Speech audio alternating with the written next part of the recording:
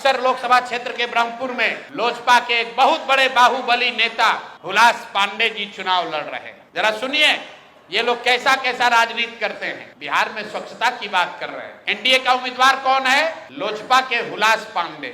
उनकी छवि क्या है वो आप हमसे बेहतर जानते हैं। वहां से ये जन सुराज के प्रत्याशी हैं डॉक्टर सत्य प्रकाश तिवारी।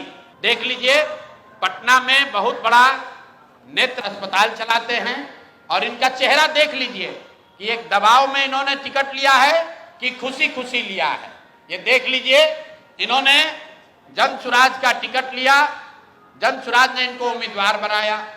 3 दिनों तक इन्होंने सक्रियता से वहां प्रचार किया, लेकिन कल जब नामांकन वापस लेने की अंतिम तारीख था, परसों रात तक ये साहब अभियान में लगे हुए थे, प्रचार कर रहे थे और कल सुबह में अचानक से भाई साहब ने अपना उम्मीदवारी, अपना नामांकन वापस लिया है।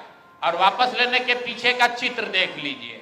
उन्होंने एक चित्र जारी किया है जहां पर डॉक्टर साहब अपना नामांकन वापस ले रहे हैं। हम चित्र जारी कर रहे हैं। देखिए धर्मेंद्र प्रधान हैं और यही डॉक्टर सत्य प्रकाश तिवारी हैं। इनके घर पर बैठ के इनको देखिए क्या किया जा रहा है। आपने भारत के लोकतांत्रिक इतिहास में ये नहीं देखा होगा कि चुनाव घोषित होने के बाद जो उम्मीदवार है, आधिकारिक तौर पे जो उम्मीदवार है, उससे पार्टी का कार्यकर्ता नहीं, लोकल नेतृत्व नहीं, भाजपा के केंद्र में मंत्री धर्मेंद्र प्रधान हैं। ये देखिए हाथ मिला रहे हैं भाई साहब। इस डॉक्टर के घर पर बैठ के इसको दबाव देकर जबरदस्ती इनसे चुनाव में इनका नामांकन वापस लिया गया है। मेरे भाई, लोजपा के एक बाहुबली नेता को बचाने के लिए, वहां के एक जनसुराज के सभ्य डॉक्टर के उम्मीदवारी को खत्म कराने के लिए आप इतनी ताकत लगा रहे हैं, तो पूरा बिहार को ये देखने, जानने, समझने की जरूरत है कि जनसुराज के लोग भाग रहे हैं कि यहाँ खुलेआम गुंडागर्दी की जा रही है, लोकतंत्र की हत्या की जा रही है।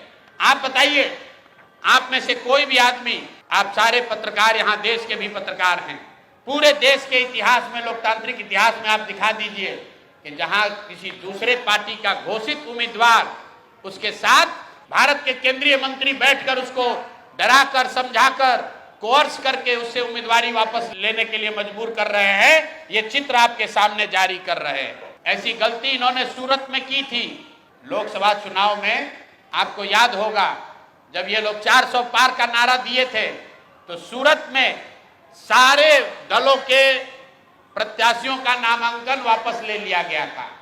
इस स्वतंत्र भारत के इतिहास में पहली बार ऐसा हुआ कि सूरत में भाजपा का प्रत्याशी बिना चुनाव लड़े ही जीत कर आ गया, लेकिन जनता ने उसका करारा जवाब दिया।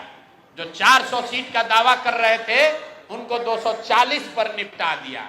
तो बिहार की जनता को आपके माध्यम से बताना चाहते हैं कि एक सरेआम लोकतंत्र की धज्जी उड़ाई जा रही है, सरेआम उम्मीदवारों को धमकी दी जा रही है, उनको घरों में बंद किया जा रहा है और बंद करने वाले लोग कोई स्थानीय नेता नहीं है, गुंडा बदमाश मवाली नहीं है। यहाँ के भारत के दूसरे मंत्री धर्मेंद्र प्रधान बैठकर देखिए चाय नाश्ता कर रहे हैं।